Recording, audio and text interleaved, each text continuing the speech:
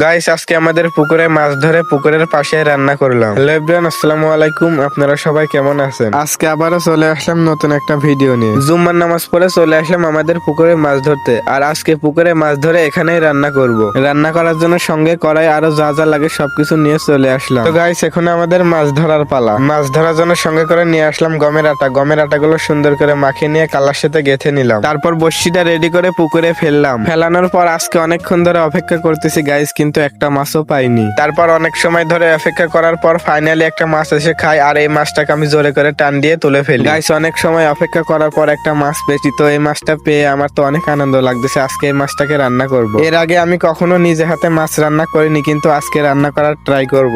মাছটা খুলে বালতিতে রেখে আবারও পুকুরে বসি ফেলানোর সঙ্গে সঙ্গে আমাদের ফেলানো টোপ একটা বড় মাছ এসে খায়। কিন্তু গাইস, দুঃখের ব্যাপার হচ্ছে আমি মাছটাকে তুলতে পারিনি। মাছটা ছুটে যায়। মাছটা ছুটে যাওয়ার পর আমার খুব আফসোস হচ্ছিল, কারণ এত বড় মাছ আমি কোনোদিনই ধরি নাই। গাইস, মাছটা অনেক বড় ছিল। দেখেন, কালা ভেঙে নিয়ে চলে গেছে। আমার কাছে এক্সট্রা আরো এক সেট কালা ছিল। তারপরে ভাঙা কালাটাকে খুলে নতুন কালাগুলোকে সেট করে দিলাম। সেট করার পর আবারও বসি পুকুরে ফেলাই। আর একটা মাছ এসে খায়, কিন্তু এই মাছটাও ছুটে যায়। তারপর আবারও ফেললাম। ফেলানোর পর একটা বড় মাছ এসে খায়। আর এই মাছটাকে হয়তো তুলতে পারবো। দেখেন, ভালোভাবে বাঁধছে। তো আস্তে আস্তে কাছে কোলে নিয়ে আসতেছি আমি। কাছে আনার পর আমি সুতো ধরে মাছটাকে টান দিয়ে হাতে তুলে নিলাম। এই মাছটা পেয়ে আমার অনেক আনন্দ লাগতেছে, কারণ প্রথমকার মাছটা চাইতে এই মাছটা অনেক বড়। আপনাদেরকে একটু কাছে থেকে দেখাই। মাছটা দেখেন অনেক বড়, যদিও বা ভিডিওটা একটু ছোট দেখাচ্ছে। আজকে আর মাছ ধরবো না, কারণ আমার আজকে বেশি মাছের প্রয়োজন হয়। আজকে এই দুইটা মাছই রান্না করব। আর এখানে দেখেন কত দর্শক দাঁড়িয়ে আছে আমার মাছ ধরা দেখতে। মাছ ধরতে কম বেশি সবারই ভালো লাগে, আবার মাছ ধরা দেখতেও ভালো লাগে। তারপর মাছ দুটোকে নিয়ে আসলাম। নিয়ে আসার পর কুটতেছি। আমার মাছ কোটার উপর কোনো অভিজ্ঞতা নাই, তাও আজকে কুটতেছি। যেহেতু আমরা এখানে দুইজন আছি, তাই আজকে একটা মাছই রান্না করব।